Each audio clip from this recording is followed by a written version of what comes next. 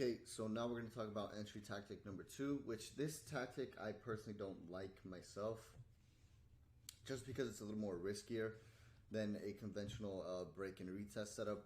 But overall, the very first thing you have to identify is the neckline of the actual setup itself.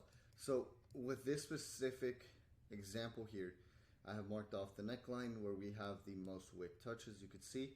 So this is definitely the neckline. Now, one thing you could do, right, is tell yourself, okay, I want my sell stop maybe 5 pips under the neckline, and then you'll be triggered into the trade once your sell stop order has been hit. So let's say you're targeting maybe an extension level back down, right? One, this is going to give you, this isn't going to give you the best risk to reward ratio.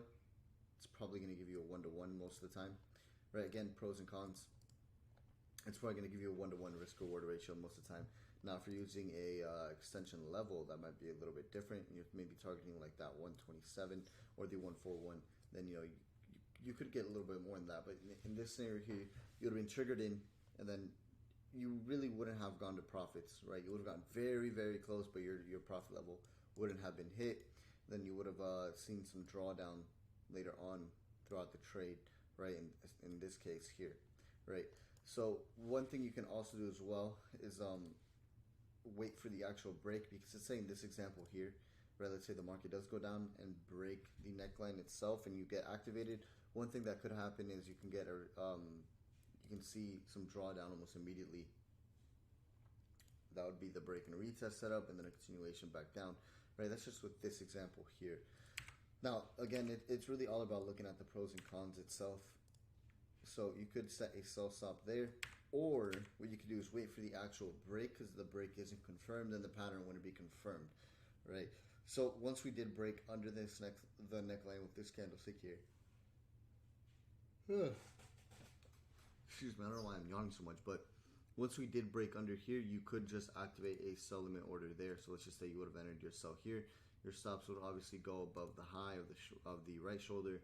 Then you'd have the same target area. So, again, it's about a 1-to-1. This looks like a little bit less than a 1-to-1. It's really all about the pros and cons.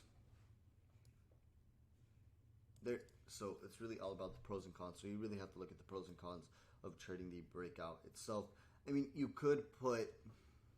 technically could put a sell stop under the lows here. So maybe 1 pip under the low as well.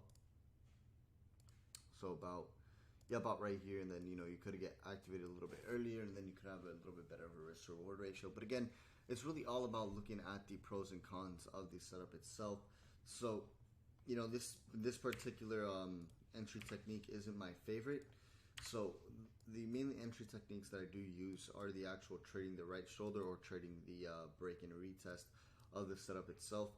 So other than that, I will be talking to you guys within the next entry technique video. So I'll be talking to you guys in the next training video.